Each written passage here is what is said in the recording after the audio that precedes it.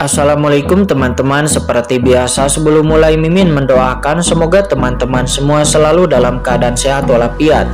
Oke, kali ini kita akan melanjutkan Martial Master versi novel bagian 1582. Bagi yang baru bergabung, selamat bergabung, dan bagi yang belum subscribe dulu lah agar Mimin tambah semangat lagi nih bikin videonya. Oke, kalau sudah kita langsung masuk ke isi ceritanya.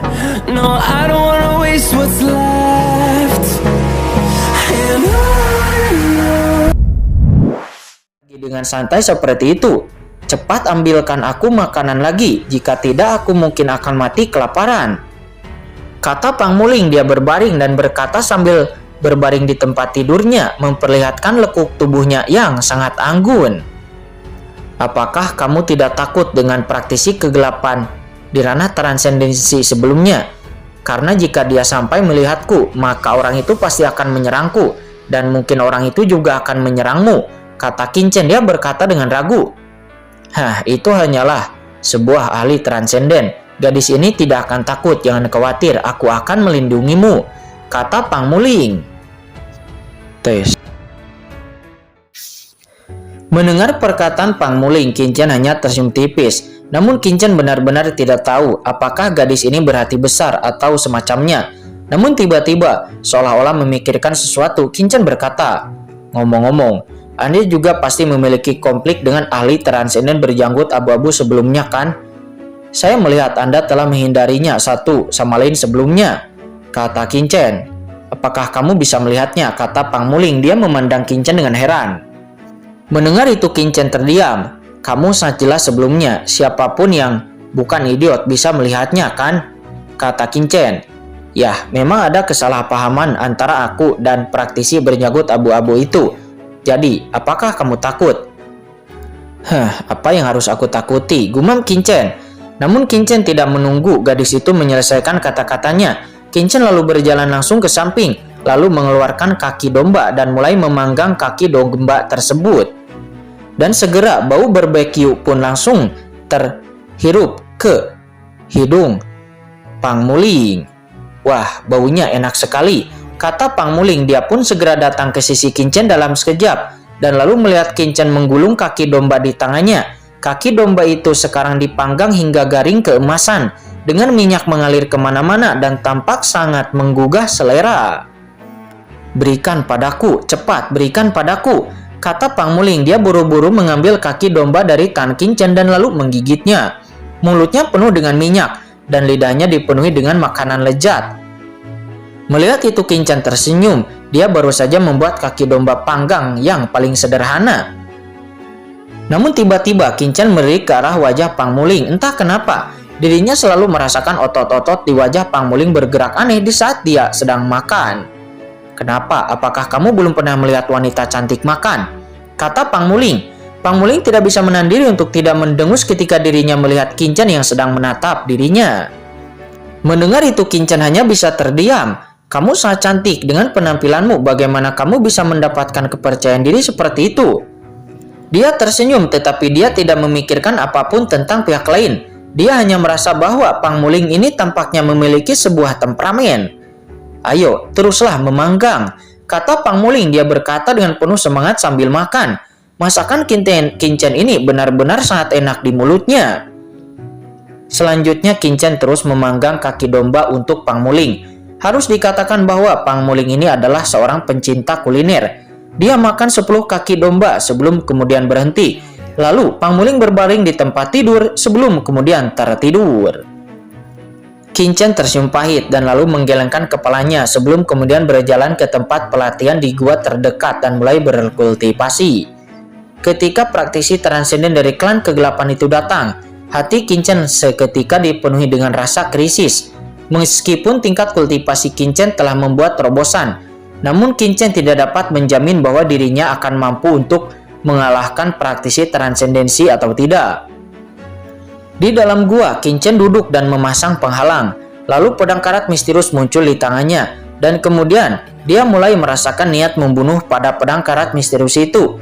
Setelah menyerap kristal kosmik dan mengubah sumber tubuh menjadi sumber laut kosmik, Qin-Chen menemukan bahwa perlawanannya terhadap niat membunuh dalam pedang karat misterius itu telah meningkat pesat, dapat menahan lebih banyak kekuatan membunuh.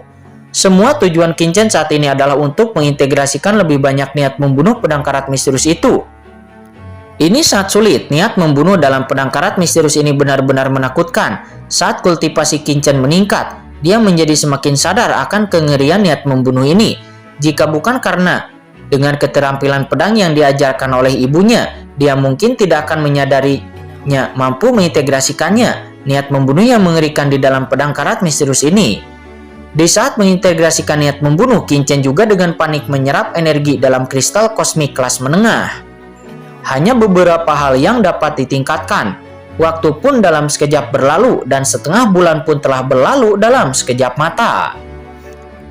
Pada hari ini, Qin Chen sedang mengintegrasikan niat membunuh ke dalam pedang karat misterius. Namun kemudian tiba-tiba terdengar suara gemuruh dan seluruh gua pun seketika terguncang. Apa yang terjadi?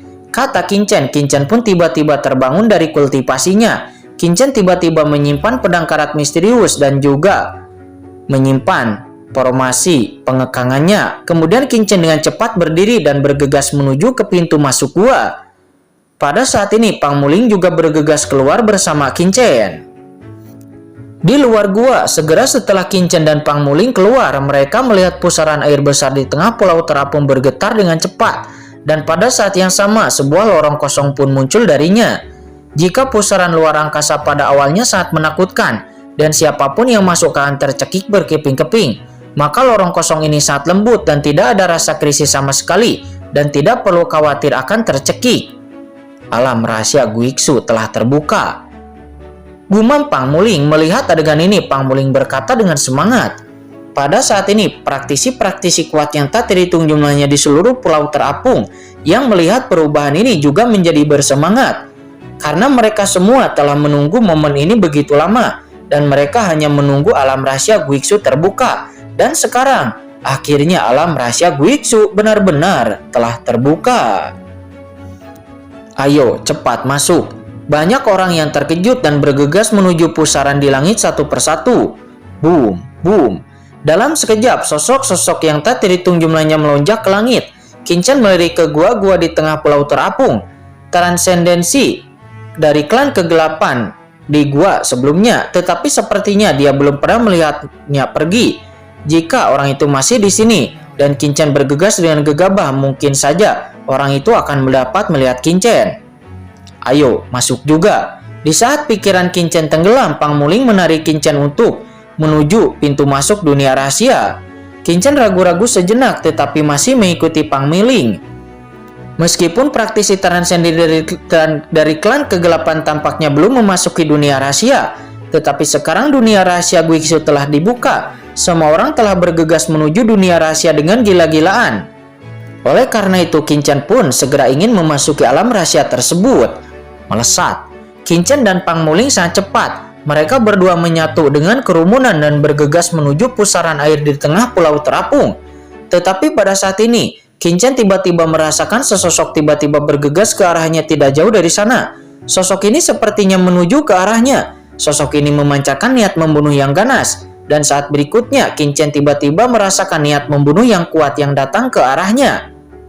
Qin Chen sadar betul bahwa seseorang sedang menyerang ke arahnya. Qin Chen langsung terbangun. Qin Chen berbalik dan lalu melihat seorang pria dengan wajah elang menatapnya dengan mata yang dingin. Dengan jejak niat membunuh yang menghina jauh di dalam matanya. Seiring dengan niat membunuhnya, 3 jarum ajaib ketiadaan kekosongan tiba-tiba meledak ke arah tubuh Qin Chen. Dalam sekejap, 3 jarum dewa kekosongan telah tiba di pinggang Qin Chen. Wajah Qin Chen pun menjadi gelap, dan ujung tajam dari pedang berat tiba-tiba muncul di tangan Qin Chen, langsung menyerang 3 jarum ajaib itu seperti kilat. Dia memblokir 3 jarum ajaib di depannya di saat itu hendak menghantamnya. Dengan kepulan, ketiga jarum halus ini pun langsung dicekik oleh Qin Chen. Qin Chen pun saling memandang dengan mata yang dingin dengan niat membunuh melonjak di matanya. Dan ternyata orang yang mengambil tindakan itu tidak lain dan tidak bukan adalah Raja Dharma Elang Hitam. Wah, aku tidak menyangka reaksimu cukup tajam, dan kamu benar-benar bisa mendeteksi gerakanku. Namun jika kamu berani membuatku kehilangan muka sebelumnya, kamu tidak akan pernah bisa memasuki alam Guiksu hari ini. Kata Raja Dharma Elang Hitam. Suara dingin dari Raja Dharma Elang Hitam langsung terpancar ke dalam pikiran Kincen. Dengan kekuatannya, Raja Dharma Elang Hitam langsung mengulurkan telapak tangannya dan ingin meraih Kincen. Dengan suara raungan, telapak tangan dingin berubah menjadi tirai langit yang besar dan tiba-tiba muncul di atas kepala Kincen, mencoba menghancurkan Kincen secara langsung. Dan saat ini, pergerakan di sini pun juga langsung membuat khawatir orang lain di sekitar. Itu Raja Dharma Elang Hitam. Apa yang dia lakukan? Dia benar-benar ingin membunuh orang itu saat ini. Itu anak itu.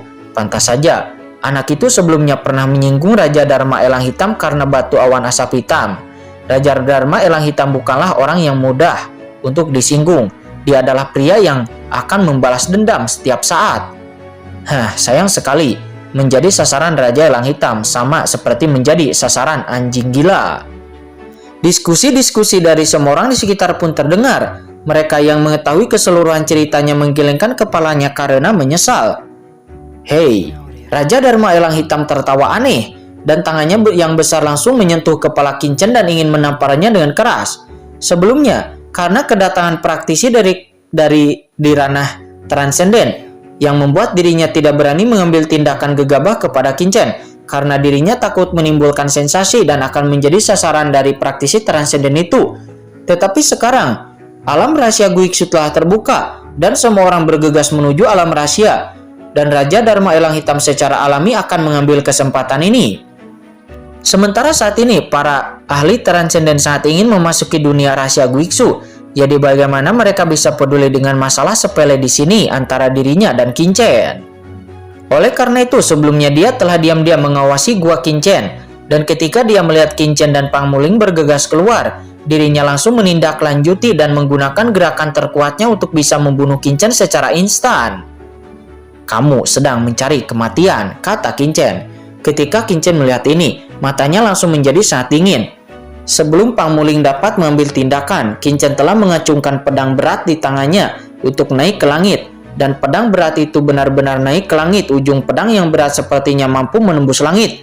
Seperti pedang patah, itu menghantam telapak tangan Raja Elang Hitam Dharma dengan keras. "Nah, beraninya kamu menolak," kata Raja Dharma Elang Hitam. Dia mencibir, tetapi sebelum tawanya jatuh, ekspresinya tiba-tiba berubah. Karena dengan keras, setelah pedang berat di tangan Kincen mengenai tangan besar miliknya, Raja Dharma Elang Hitam seketika merasakan niat membunuh yang sangat mengerikan yang langsung sepertinya mencabik-cabik dirinya. Telapak tangannya kemudian menebas ke arahnya dengan keras. Niat membunuh ini sangatlah menakutkan. Dan untuk sesaat, rambut di tubuh Raja Elang Hitam Dharma berdiri tegak. Tidak, saya menabrak tembok besi. Raja Dharma Elang nampak terkejut. Dia tiba-tiba terbangun. Dirinya tidak pernah menyangka bahwa kekuatan Kincen akan begitu kuat. Aura yang dirinya tunjukkan saat ini jelas tidak berada di bawah setengah langkah transenden. Sementara pada saat ini, Pang Muling juga menoleh dengan marah dan boom, cambuk panjang di pinggangnya dengan cepat bergerak memancarkan aura yang sangat menakutkan. Raja Dharma Elang Hitam berteriak bahwa ada sesuatu yang tidak beres. Kincen telah menekannya. Jika orang lainnya datang, bahkan jika dia bisa menahannya, dirinya mungkin akan tertinggal ketika dia memasuki dunia rahasia Guiksu dan dirinya mungkin tidak akan memiliki waktu untuk bisa memasuki alam rahasia tersebut. Ketika Master Elang Hitam memahami hal ini, dia segera mencabut cakarnya yang tajam. Dia lalu berbalik dan bergegas menuju pintu masuk alam rahasia Guiksu. Jelas sekali bahwa dirinya telah memutuskan untuk mundur terlebih dahulu dan tidak ingin terus terlibat dengan Kincen dan yang lainnya di sini. Tetapi bagaimana mungkin Kincen bisa membiarkan Raja Dharma Elang Hitam pergi begitu saja setelah menyinggung dirinya? Ketika kekuatan aslinya direntangkan, ujung pedang berat itu menebas dengan niat membunuh yang dahsyat. "Sombong," kata Raja Dharma Elang Hitam. Dia menjadi sangat marah. Dirinya sendiri terlalu malas untuk berdebat dengan pihak lain. Akan tetapi pihak lain justru berani mengambil tindakan terhadap dirinya. Oleh karena itu, dia segera menggunakan bayangan cakar gelap yang tak terhitung jumlahnya. Bayangan cakar gelap ini berubah menjadi kekuatan biasa dan dengan cepat berhenti di depannya, menghalangi ujung pedang berat Kincen.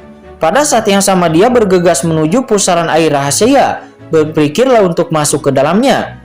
Kemudian terjadi ledakan dan saat berikutnya, Raja Dharma Elang Hitam melihat cakar yang dia tunjukkan itu nampak hancur berkeping-keping dalam sekejap. kekuatan magis pembunuh Kincen dilepaskan, bagaimana mungkin Raja Dharma Elang Hitam bisa menahannya? Ruang di sekitarnya juga telah ditahan oleh kekuatan magis pembunuh Kincen, langsung membentuk kekuatan pembunuh yang kejam dan kuat, lalu mengunci Raja Dharma Elang Hitam dan Duar. Ujung tajam dari pedang berat itu langsung menghancurkan cakar tajam yang dilepaskan oleh Raja Elang Hitam, dan energi pedang yang menakutkan menghantam dadanya. "Kamu," kata Raja Dharma Elang Hitam. Dia mengeluarkan suara keterkejutan dan kemarahan. Sebelum suara itu terdengar, pedang berat Kincen terbalik di tengah jalan dan hendak memotong Raja Dharma Elang Hitam menjadi dua bagian secara instan. Pada saat yang sama, Kincen juga mengangkat tangannya dan langsung meraih senjata ajaib luar angkasa Raja Dharma Elang Hitam di tangannya dan lalu melayang ke langit. Adegan seperti itu pun langsung mengejutkan semua orang yang hadir. Hanya butuh beberapa napas dari saat Raja Dharma Elang Hitam mengambil tindakan hingga serangan balik Kincen. Dan kemudian ketika Raja Dharma Elang Hitam terbunuh. Tetapi Raja Dharma Elang Hitam yang memiliki reputasi besar di sini telah melakukannya. Akan tetapi Raja Dharma Elang Hitam itu dengan mudah dibunuh di tangan anak itu. Siapa anak itu? Mengapa memiliki kekuatan seperti itu dan dengan mudah membunuh Raja Dharma Elang Hitam? Sementara ketika semua orang panik, tiba-tiba aura transenden yang menakutkan naik ke langit dari gua di bawah. Dan kemudian sebuah telapak tangan besar langsung meraih ke arah Kincen. "Nah, kamu memang ada di sini." Telapak tangan besar itu disertai dengan suara niat membunuh dari praktisi transenden dari klan kegelapan. Ketika Kincen membunuh Raja Dharma Elang Hitam sebelumnya, semua orang terkejut ketika kemudian sebuah telapak tangan besar lainnya tiba-tiba turun dari langit dan bumi sebelum kemudian ingin meraih Kincen dengan sangat ganas. Duar. Di bawah gelombang telapak tangan ini, langit dan bumi bergetar hebat seolah-olah membentuk sangkar yang tidak bisa dipecahkan, mencoba menghancurkan Kincen sampai mati di sini. Itu praktisi transenden. Orang dari klan kegelapan transenden itu, kenapa dia tiba-tiba mengambil tindakan? Sepertinya dia mengenal anak laki-laki yang telah membunuh Raja Elang Hitam. Semua orang pun berdiskusi dengan terkejut dan beberapa orang kuat yang dekat dengan Kincen sangat ketakutan sehingga wajah mereka menjadi pucat dan mereka pun mundur dengan gila-gilaan. Kincen telah bersiap dengan baik dan matanya dingin. Dia tahu bahwa begitu dirinya bergerak, dirinya pasti akan langsung diperhatikan oleh praktisi dari klan kegelapan ini. Di saat Kincen membunuh Raja Elang Hitam sebelumnya, Kincen sudah memegang tangan Pang Muling dan kecepatan Kincen pun seketika melonjak dalam sekejap. Dengan kecepatan yang sangat cepat, boom, sosok Kincen pun berubah menjadi sosok bayangan. Lalu Kincen dengan cepat menyapu ke arah langit dan tiba-tiba bergegas menuju ke pusaran air, menuju masuk ke alam rahasia Guiksu. "Jika kamu ingin pergi, kemana kamu bisa pergi?" kata praktisi transenden dari klan kegelapan itu. Dia mencibir dengan nada yang marah, ditekan lebih kuat lagi oleh telapak tangannya yang menakutkan. Melihat tangan besar itu hendak meraih Kincen, pada saat ini Kincen tiba-tiba mengangkat tangannya sambil terbang dan menebas kekuatan luar angkasa yang melonjak di langit dengan pedangnya. Dengan suara gemuruh, seluruh dunia berguncang. Tampaknya dia dikejutkan oleh fluktuasi di sini. Kekuatan ruang yang bergulir dengan cepat memenuhi udara. Aturan ruang angkasa di sekitar seluruh pulau terapung langsung terpicu. Dan kekuatan luar angkasa yang tak terhitung jumlahnya dengan cepat menyelimuti seluruh tempat ini. Brengsek, wajah praktisi dari klan kegelapan itu nampak jelek. Tindakan Kincen sama saja dengan secara langsung mengarahkan kekuatan luar angkasa dari pulau terapung itu untuk mengincarnya. Lagi pula, tidak mudah bagi orang kuat di ranah transenden untuk melakukan apapun di sini. Tubuhnya segera bergetar karena kaget dan marah. Tubuh agungnya seperti pilar yang menopang langit dan dengan paksa menahan kekuatan ruang yang melonjak dari pulau terapung itu. Dan kemudian bergegas menuju ke arah Kincen. Dengan raungan, sebuah tangan besar mengulur dan ingin meraih sosok Kincen. Tetapi sosok ini sudah menjadi bayangan dan terbang melintasi Kincen dan sosok itu menghilang dalam sekejap di bawah tangan besar itu. "Beraninya kamu, tikus!" Melihat bahwa dia belum bisa menangkap Kincen, pria praktisi dari klan kegelapan itu tiba-tiba menjadi sangat marah dan dia segera mengejarnya sepanjang fluktuasi ruang. Dia sebenarnya ingin menangkap Kincen di sini terlepas dari pulau terapung yang sedang menargetkannya. Untungnya Kincen sudah menebak apa yang dipikirkan oleh pihak lain dan Kincen segera membuat keputusan tegas untuk segera berteleportasi. Akibatnya, Praktisi transenden dari klan kegelapan itu hanyalah menangkap bayangan kosong di udara kosong di tempat Qin Chen sebelumnya berada. Qin Chen, jika Qin Chen ragu-ragu sejenak sebelumnya, maka dirinya akan terjebak pada penangkapan transenden klan kegelapan itu. Hah, bisakah kamu melarikan diri? Kata praktisi transenden dari klan kegelapan itu. Dia tertawa ganas dan dia langsung melonjak ke arah langit terbang menuju ke arah Qin Chen. Dia mengabaikan pengeboman di Pulau Terapung ini. Qin Chen memiliki banyak pengalaman dalam hal melarikan diri. Bagaimana mungkin dirinya tidak tahu bahwa tidak bijaksana baginya untuk melawan Master Transenden di sini? Jadi setelah praktisi transenden kegelapan itu menyerangnya, Qin Chen hanya mencibir dan langsung menuju masuk ke pintu masuk pusaran alam rahasia Guixu. Tes.